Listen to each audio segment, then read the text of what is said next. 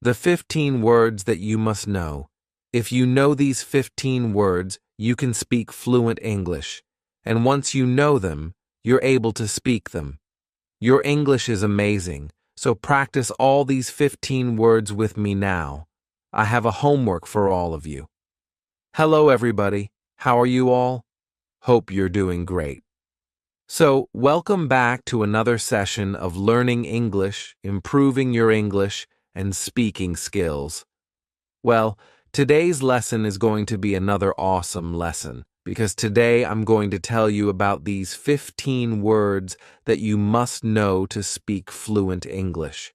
So, if you know these words, if you know them, your English will become amazing, and you will be able to speak fluent English. Why? Because we need words to speak in English. Now, today I have included such words which are used in a lot of spoken English. These words are not just words that you learn for written English or highly formal English. No, these words are a part of your advanced English, yet they are used in everyday conversations and are used a lot in day-to-day life. So, these words will make you speak fluent English. Are you all ready for this? I'm Liba, your certified English language teacher, computer certified by the University of Cambridge, UK. And before beginning, please subscribe to the channel so that you can get all the lessons that I post for you on this channel. Please like the video and share it with your friends too. Okay, now coming back to today's lesson, let's get started with these awesome 15 words. 15 essential words that you must know, and if you know them, your English will become amazing, and you will speak fluent English. So let us begin with all the 15 words. Let's get started. Word number 1. Listen carefully, everybody. It's rosy. Now you must think rosy is a very easy word. That's kind of a shade of a color, the pinkish shade, pinkish hue. Well, that's true.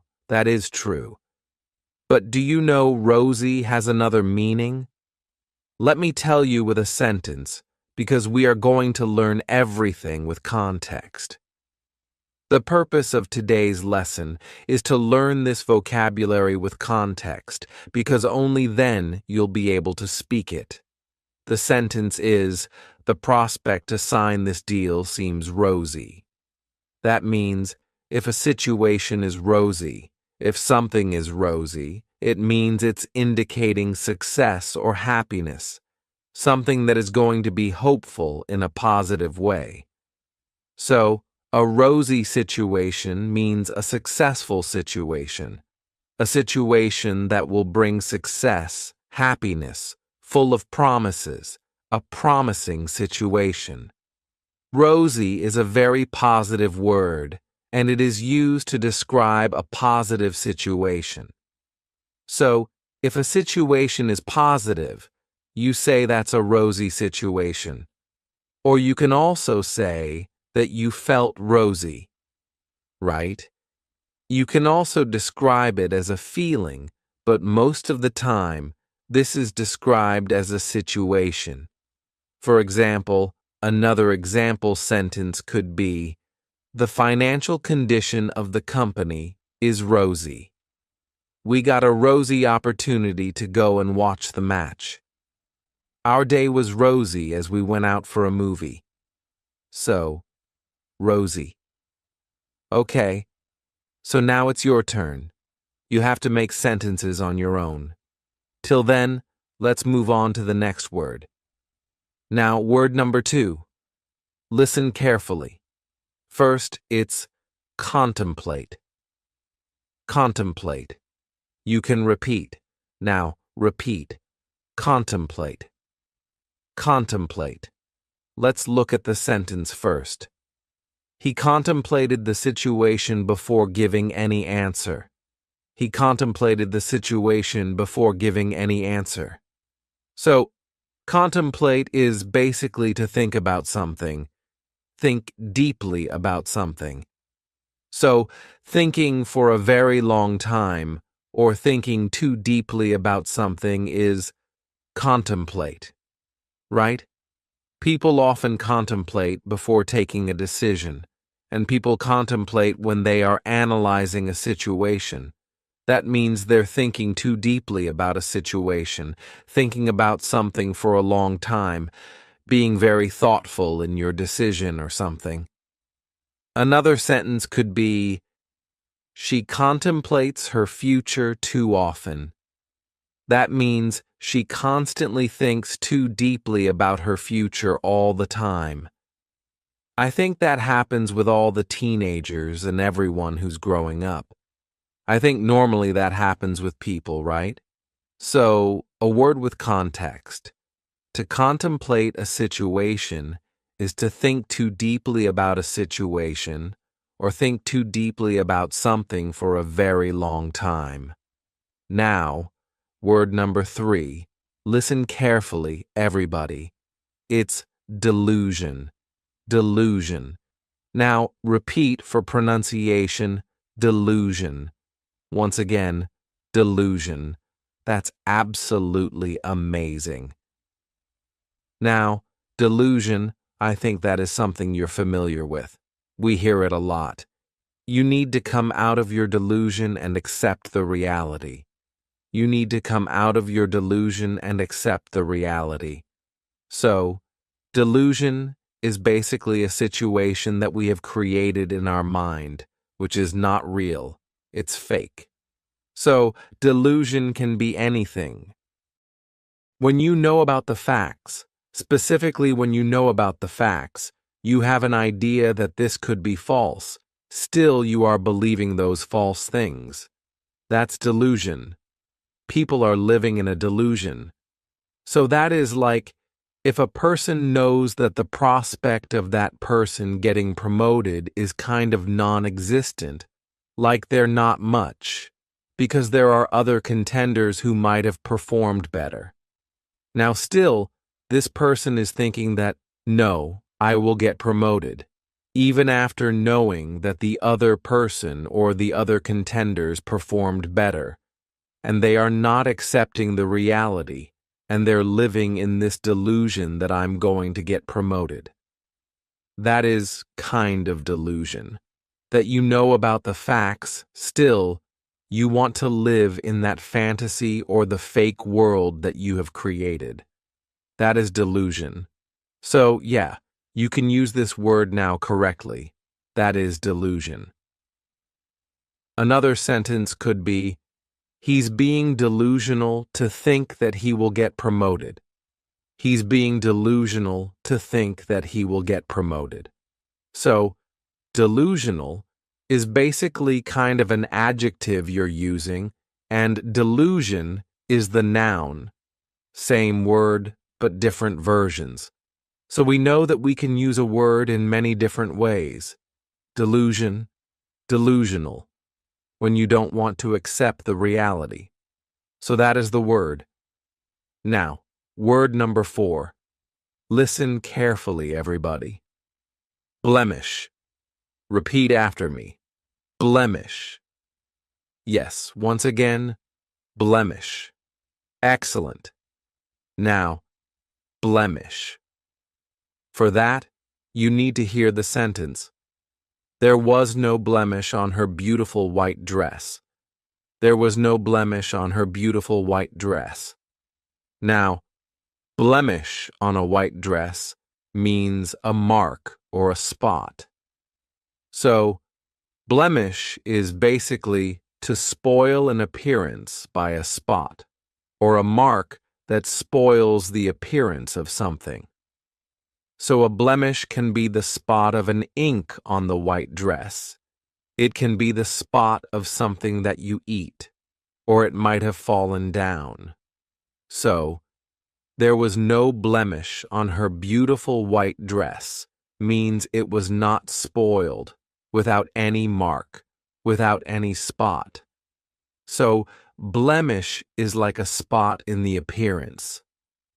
Blemish is also used for situations. For example, a particular situation is spoiled by a particular action. You can say it's blemished. That means everything was so good, everything was going so well, then something happened, and that was a blemish in the whole event or the whole situation. For example, everything is going good. You might be taking a decision for a project, and suddenly one of the team members who is performing really well and giving ideas is changed and replaced by somebody else. So, you still have the project, everything is doing well, but because that one person was replaced, you were not able to meet the deadline because that person took a little bit of time to get adjusted to this particular project. That means the changing of the team member was a blemish, as the team missed the due date for the project. So that is how you're forming the sentences for the word blemish. So it's a word that you can use anytime you want to refer to a situation. Or, yeah, if you want to talk about the appearance, the clothes, yeah, use the word blemish. Word number 5. Listen carefully, everybody, and that is fiasco. Fiasco. Now, fiasco. This word is kind of popular these days. When you speak English, you'll hear it a lot in spoken English. Repeat after me, fiasco. F-I-A-S-C-O. Okay, what is the meaning of fiasco? Let's listen to the sentence first. The whole meeting ended up in a fiasco. The whole meeting ended up in a fiasco. So, fiasco is basically a kind of disaster. Not a natural disaster, obviously, but a disaster means kind of a very bad situation. Something that is ending up in a bad situation or not as expected. You can say it's kind of a mess. You know when you want to say that this situation is such a mess that you're not able to understand what is happening or what happened, and it's a complete failure, as you can see. So, the whole meeting ended up in a fiasco, maybe because people were not able to take a decision.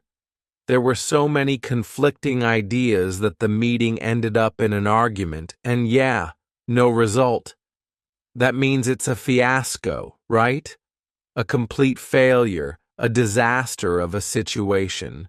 So, it's used a lot in business English. It's used a lot to describe a situation, anything that is happening. And yeah, if you want to describe it, use the word fiasco. Fiasco is always used in reference to a situation, a particular happening. Another example could be, the party turned into a fiasco because two people started arguing.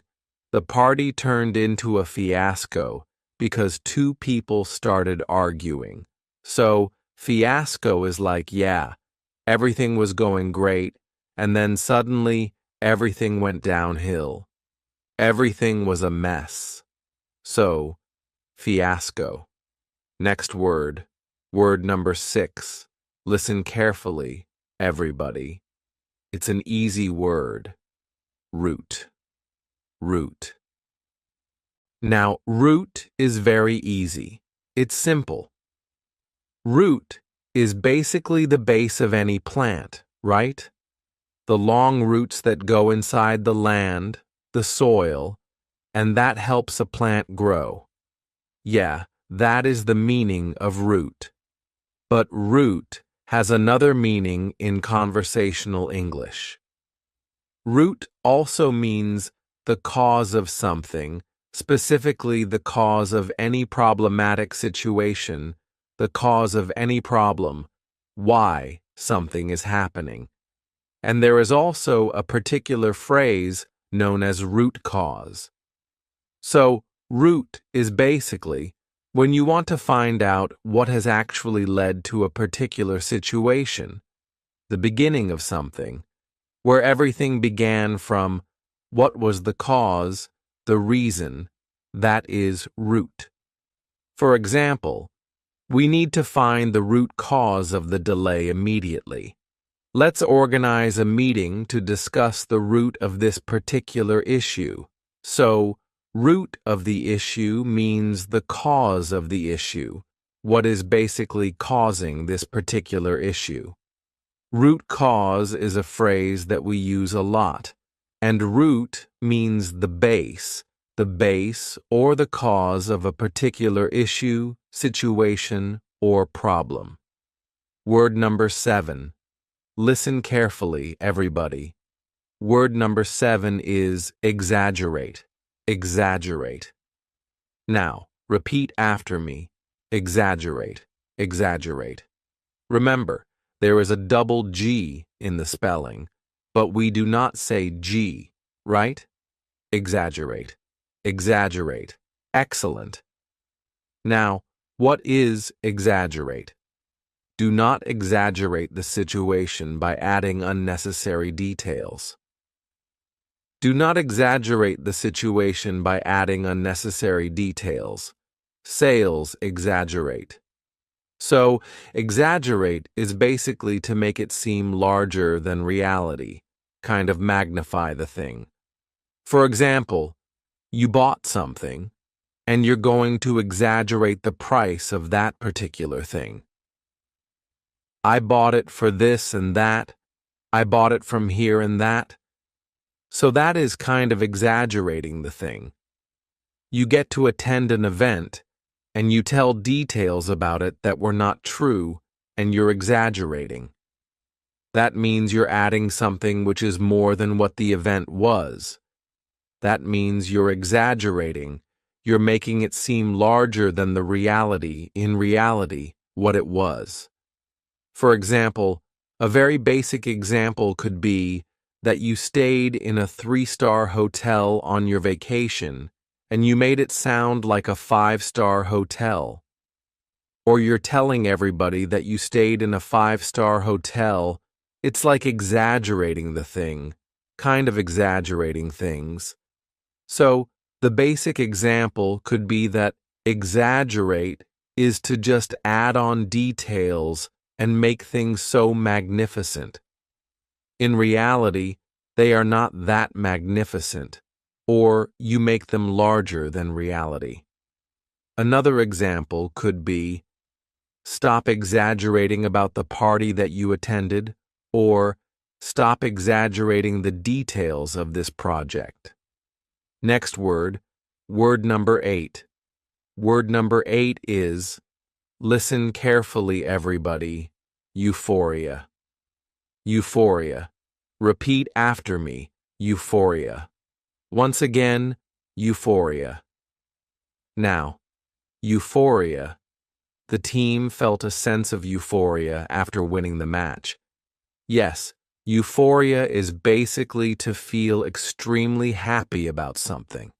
When you are extremely happy, it's a sense of happiness, a sense of achievement, excitement for something, a particular situation, and it arises due to a particular situation.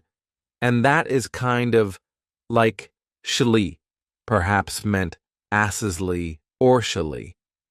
For example, the students were euphoric to know their results. My friend was caught up in euphoria after getting admission into her dream college.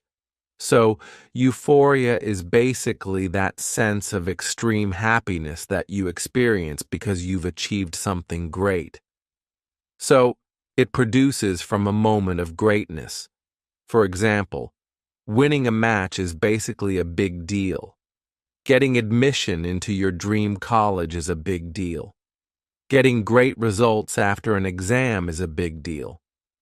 So all these situations can be described as euphoric situations, where you experience extreme happiness, a feeling of being elated, like feeling like you're at the top of the world. That kind of feeling, that is euphoria. Word number 9, listen to it carefully, everybody. Futile, futile. Now repeat after me. Futile, futile. Futile. All her efforts to make the project were futile as it rained heavily the next day. So, all her efforts to make a great science project were futile because it rained heavily the next day.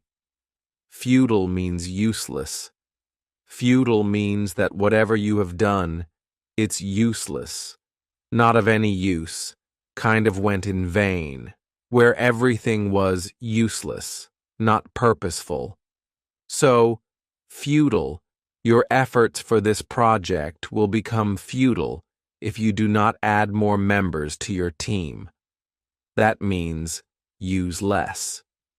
If you don't submit this assignment on the deadline, your assignment will become futile. So the assignment is going to be futile because the teacher might not accept the assignment after the due date, after the end date, and hence the assignment is futile. No use of the assignment after that.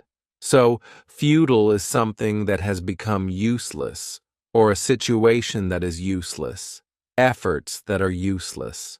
Sentence number 10. Listen carefully, everybody. Inevitable. Inevitable. Repeat after me. Inevitable. The inevitable appointment of the new CEO was an inevitable decision. The appointment of the new CEO was an inevitable decision. Inevitable means something that you cannot avoid at any cost, that is bound to happen. Some things in life are inevitable. Some things in life are bound to happen. You have no control over them. They will happen. They're inevitable. So, inevitable is something that you cannot stop from happening. It is bound to happen, and sometimes you use it for situations where you know that this is going to happen, or this might happen. For example, the appointment of the new CEO was an inevitable decision because they might need a new CEO at that particular position. The recent CEO might be retiring, whatever was happening. So, yeah, inevitable decision. Inevitable is something that you cannot stop from happening, something that is required, something that was bound to happen, whatever may be the situation. It was bound to happen. Working for extra hours is inevitable if we are going to take up this project. So, inevitable. That is bound to happen. We have to work for extra hours. We know that from the beginning. Inevitable. Something that is bound to happen. Something that you know will happen. Something that you cannot stop at any cost. Word number 11. Listen carefully, everybody. Charisma. Charisma. Now repeat after me. Charisma. Charisma. There's a charisma in the way she talks. So there's a charisma in the way she talks. One more sentence. He has such a charismatic personality. Charismatic personality. So, charisma or charismatic basically refers to the power. Charisma is the power to influence people, to attract people in a positive way, to influence them. So, the great leaders in the world, they have a charismatic personality. That's why people are influenced.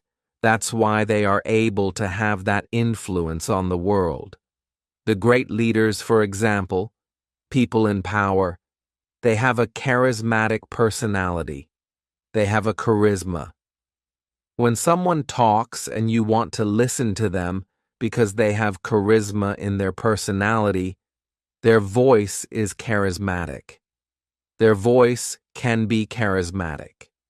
So, charisma is basically the power to influence people in a very positive manner and to attract people in a very positive manner. For example, if I want to say a charismatic personality, like I told you about the leaders, the great leaders in the world, all the leaders in the world, and all the people who establish big businesses. Like we know around the world, people have done that. The founders and all that. They have that personality. They have something in them. That's why they were able to create such a big thing. So, charisma, charismatic personality. Word number 12, listen carefully, everybody. Lure, lure. Now, repeat after me, lure, L-U-R-E. Now, lure. She was lured into accepting the job due to a high salary package. So, lure is to attract somebody to do something by offering something to that person. It's like you are making somebody compelled to do something by offering them something in return. You're luring them into something. Okay? And often it is also used to say that something has been done, like luring them to do something.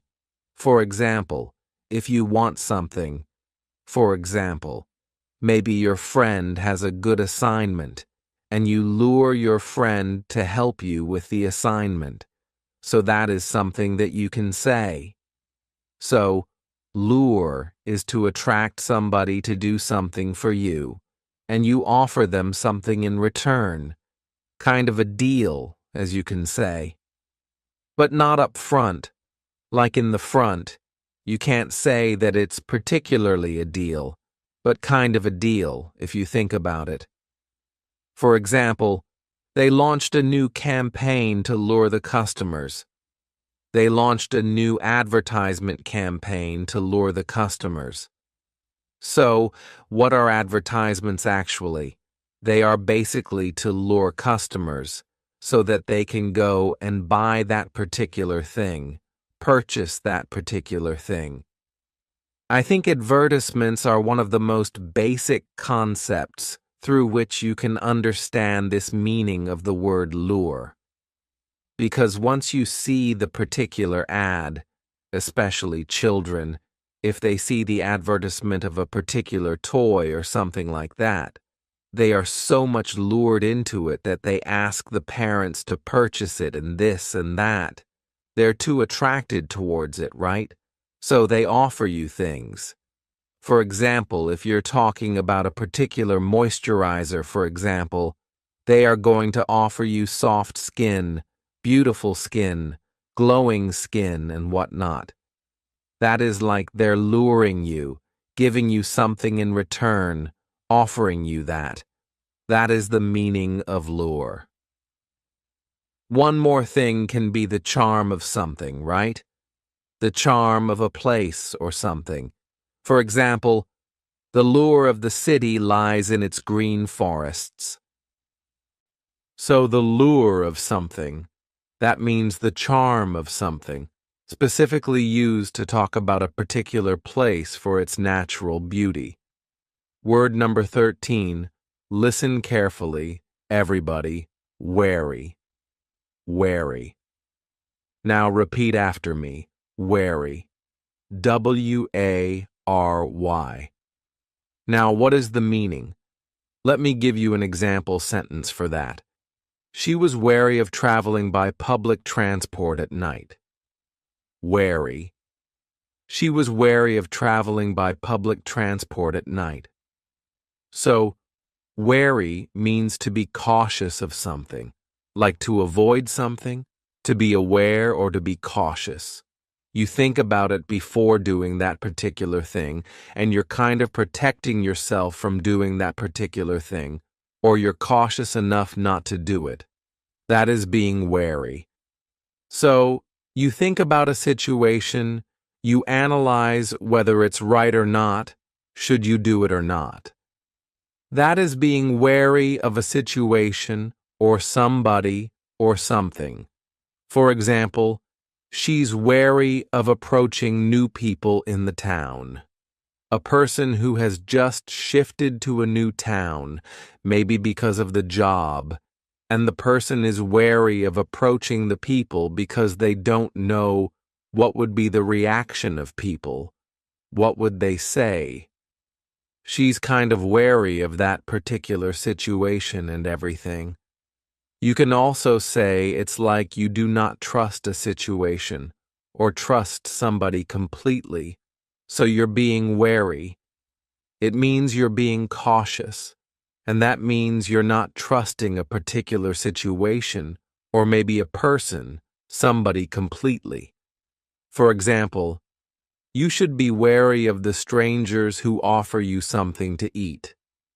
That is kind of a saying that goes around, kind of a proverb. So, be wary of the strangers who offer you something to eat, a proverb that we teach to children for their safety. So, wary is to be cautious about something, not to trust anybody. Word number 14, and it is listen carefully, everybody. Vibrant. Vibrant. Now, repeat after me. Vibrant. Vibrant. The painting was full of vibrant colors, so vibrant means bright, kind of bright, and it also means to be full of excitement, energy, and enthusiasm.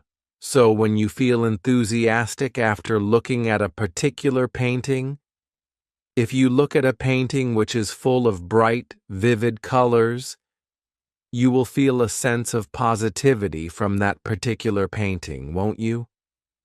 Look at the vibrant flowers spread over the garden.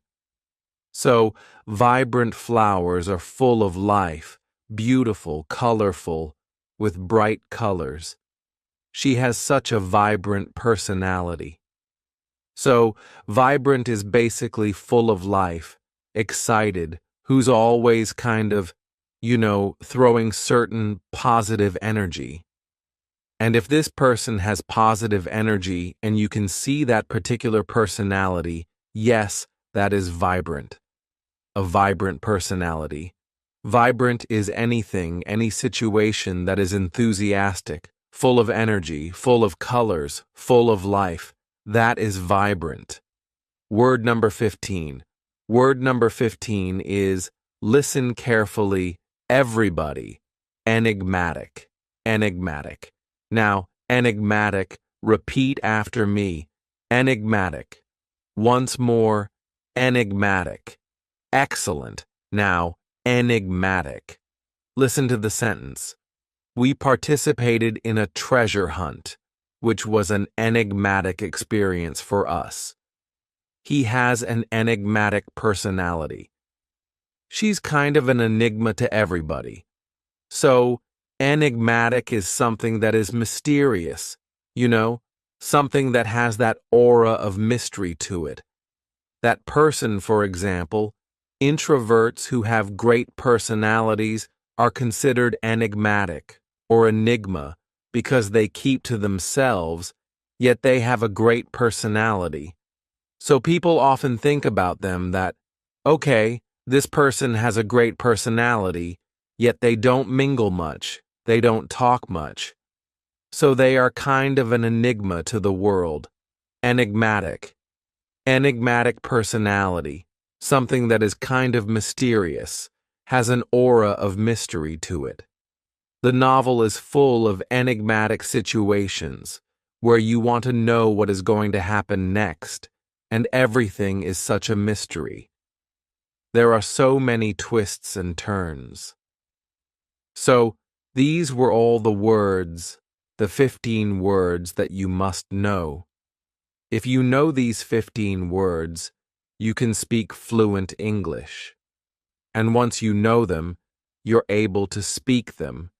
Your English is amazing. So, practice all these 15 words with me.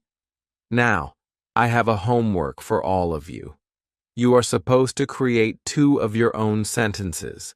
Make 2 sentences from each word that we have discussed today in this video. That is your homework, because in this manner, everything that we have discussed today, learned today, is going to be more solidified in your mind, and you're going to speak the words in a better way. So, create your own sentences. Keep practicing, Keep learning.